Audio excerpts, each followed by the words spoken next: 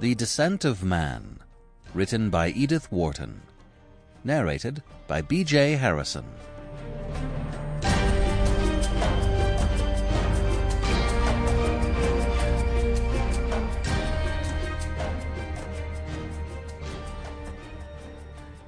Chapter 1.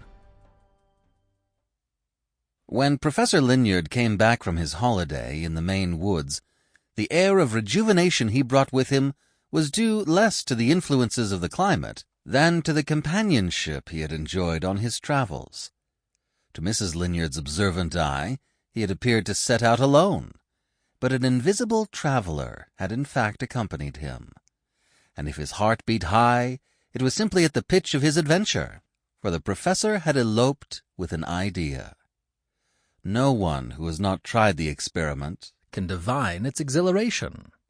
Professor Linyard would not have changed places with any hero of romance pledged to a flesh-and-blood abduction.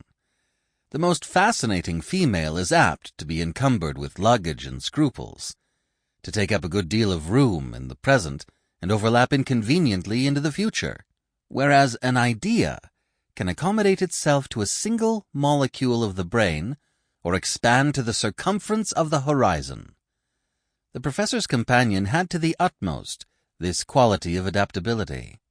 As the express train whirled him away from the somewhat inelastic circle of Mrs. Linyard's affections, his idea seemed to be sitting opposite him, and their eyes met every moment or two in a glance of joyous complicity.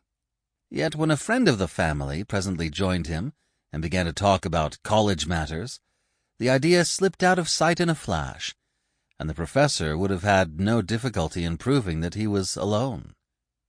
But if, from the outset, he found his idea the most agreeable of fellow travelers, it was only in the aromatic solitude of the woods that he tasted the full savor of his adventure. There, during the long, cool August days, lying full length on the pine needles and gazing up into the sky, he would meet the eyes of his companion bending over him like a nearer heaven. And what eyes they were! Clear, yet unfathomable, bubbling with inexhaustible laughter, yet drawing their freshness and sparkle from the central depths of thought. To a man who for 20 years had faced an eye reflecting the obvious with perfect accuracy, these escapes into the inscrutable had always been peculiarly inviting.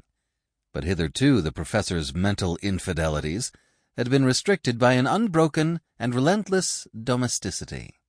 Now, for the first time since his marriage, chance had given him 6 weeks to himself, and he was coming home with his lungs full of liberty.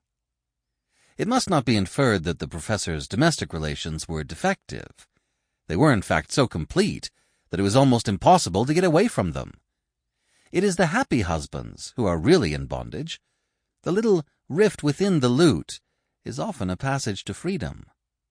Marriage had given the professor exactly what he had sought in it, a comfortable lining to life. The impossibility of rising to sentimental crises had made him scrupulously careful not to shirk the practical obligations of the bond. He took, as it were, a sociological view of his case, and modestly regarded himself as a brick in the foundation on which the state is supposed to rest. Perhaps if Mrs. Linyard had cared about entomology, or had taken sides in the war over the transmission of acquired characteristics, he might have had a less impersonal notion of marriage.